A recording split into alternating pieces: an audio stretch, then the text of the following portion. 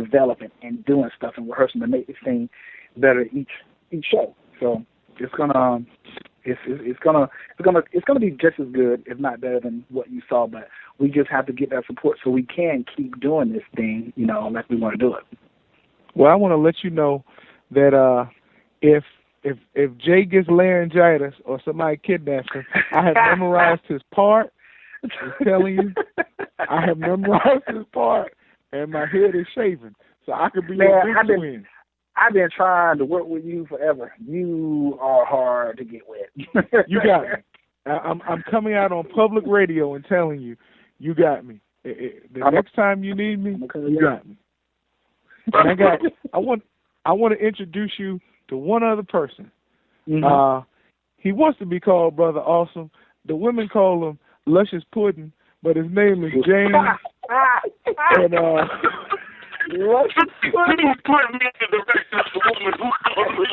hey, I'm a grown man. I ain't calling him Luscious Pudding. You better not call me no daggone Luscious Pudding.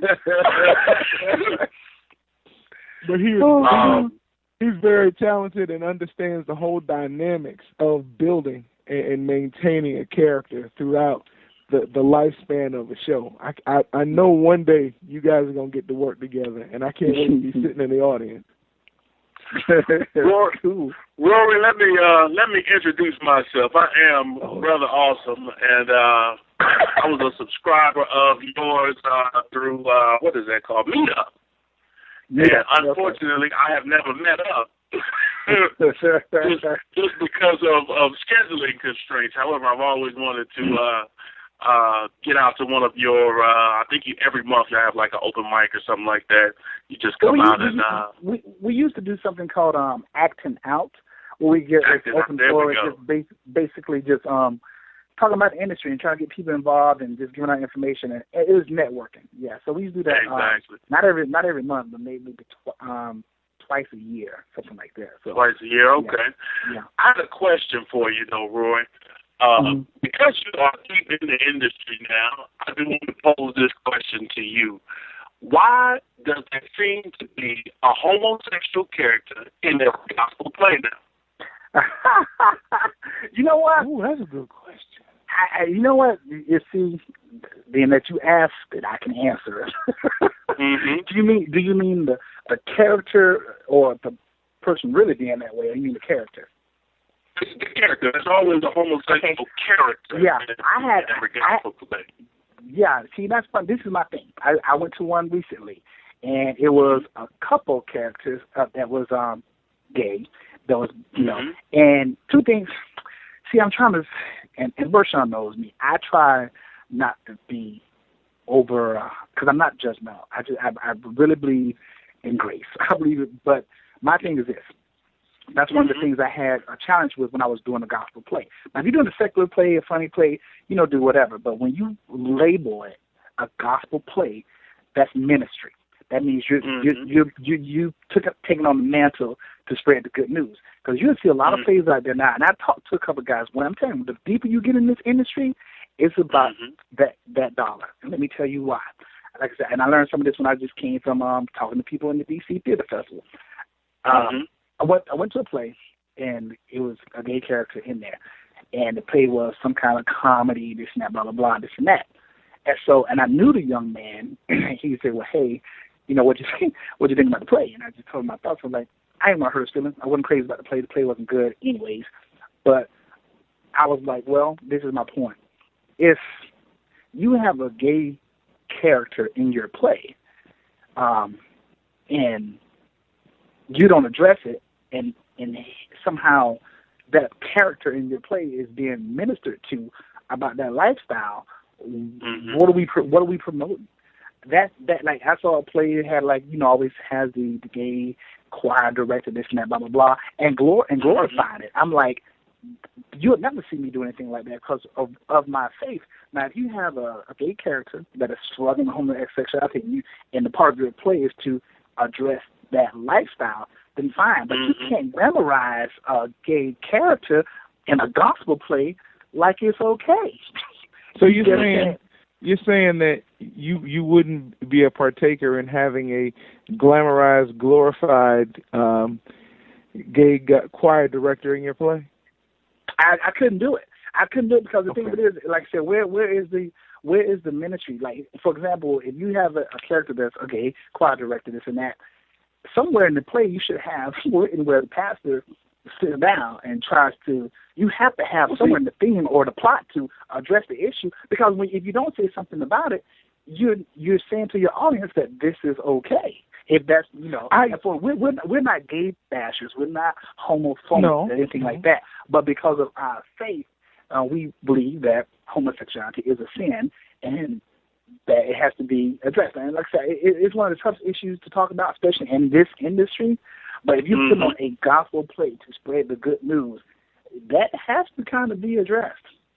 Well, okay, you brought that up, and I agree with you 100%. 100%. I do believe that if we're going to spotlight a sin, it needs to be dealt with. Yeah. Okay. Now, I'm coming at you from the other side. Mm-hmm. In Fighting God, you have two of your characters who hook up. Well, four of them who actually hook up. Am I correct? Well, I don't want to give the play away, but no. I'm just asking. They don't hook up. How is that? Go ahead. I'm asking that. Okay, we'll take you out of the mix. We'll take Fighting God out of the mix. Well, no, because I want to make sure. No. I'm fine with that. There is an interest. Two love interests come about within the characters. Are they married? But they don't hook up.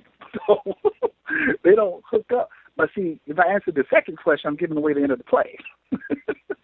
Well, right. But my question is, when you look at because there are two sets that do find each other. We'll say find each other.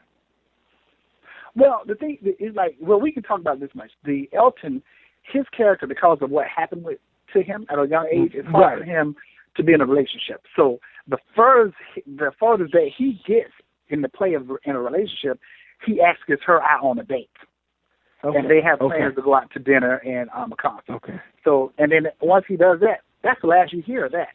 Now then, of course, the other girl has a hidden interest in Quincy, but she never really says it. And then at the end, it kind of changes, but they don't hook up. Okay. Not sexually. See, I had a question in mind, but I realized if I go any further with this, you're right. It will kind of give away the place. I'm going to let it go. I do want to ask you, because I know, we're coming to the end of it. Give us your website. Yeah, the website is rqlproductions.com. So that's R as in Romeo, Q as Quebec, L as in Lima, Productions, rqlproductions.com. Okay. And what was that code again? If we enter it, we get $5 off to buy cookies? It's FG777. All right. And Quasi, he's not going to have any gay choir director, so he's no part. Well, I want to hear his the question. Why was it? Did Quasi, you come across that a lot? I'm gonna be honest, bro. I've been acting in plays since '97, and I have gone to see several at Performing Arts or the Stras, which is just called now, and plays in other cities and just places around Florida. And I would say since probably around maybe 2004, it seems like every one that I go see has an overly gay character. It's not even just it's a flamboyant. Gay. I mean, they are just ridiculous. Yeah, exactly. Yeah. And I just want to ask somebody who has more of who's closer to the industry.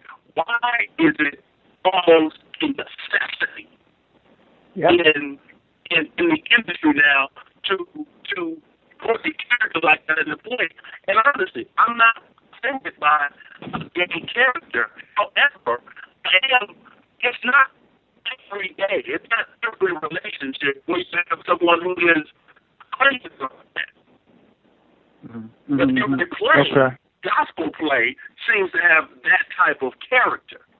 Yeah, and like I said, I don't understand it, and I agree with you. Like the same ones that bro. Like I said, I said to myself, I don't want to do the typical gospel play where you see that because I don't understand the rationale of putting that in there and not addressing it. It's just like if you have a character who's a whoremonger in your play.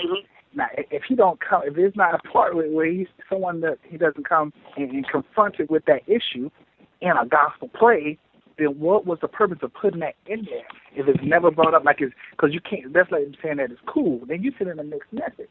If you say you have a homosexual in there and he's leading a prayer and and a lot of times they'll use his comic relief in the play, and so we're glorifying this and that, and then that's the end of the play. What have you said? Well, I can tell you, I can tell you from just from theater history why they're in the plays and why the plays are successful. If you go all the way back to the minstrel days, go back even further. If you want to go back to Elizabethan theater, which because women didn't do theater back then. It was men. The women was played by men. Women didn't do theater on yeah, you're right. But coming out of that, when you come out of that, because before Elizabethan theater, believe it or not, women did do theater. But then when you talk about that time frame, yeah, they stopped. They were not allowed on stage. Coming into this era, it was almost as if when you look at even the minstrel times, women were performing, but it was more hilarious, so to speak, when a guy would get on stage and, act a fool in a dress. Yeah, but you know what, though, Rashawn? I don't think the Gospels plays that are mocking that. I think they're just doing it because it's just something that's it's. But you know why? Because it makes money. It is in the church. It makes money, and it makes some people feel better about themselves. And you know what? Something like a lot of people, and my thing like this, a lot of people do not like the work of Tyler Perry. I like his movies. I like some of his plays. I like live theater, whatever. But even though he does family-oriented plays, he may have some super stud, fine dude come out with his shirt off, this and that, but he never has a homosexual character in his plays. Ever. So I give him props for that. But I think if he did have something like that, it probably would be addressed. But I've never seen a movie or something that, or even a play, because I don't see all that stuff. I think I have seen all this stuff. But where it's not, he has just a blatant homosexual character like. But Rory, he doesn't need it. Yeah. He doesn't need it because he has Medea. Yeah, he doesn't need it. He doesn't need that element. When you put that element in there, that's because you want to catch I'm trying to use Christian radio friendly terms, but you want to catch that crowd who thinks that's hilarious, and they like to see a homosexual snap and pop and tell people off. They think that is funny. So he doesn't need that element because he is in a dress portraying Medea. Yeah. And see, this is my thing, and I'm going to go out on a limb and say this, and I'll tell you why. I don't know Tyler Perry personally. I've met him twice. I shake hands, hey, goodbye kind of thing. That was it. I don't know his lifestyle, and I hope he's okay. But my thing is this. I don't have, and I have, we talk about this in my circle all the time, and we go toe to toe, but I don't have a problem at all with him playing Medea. This is why.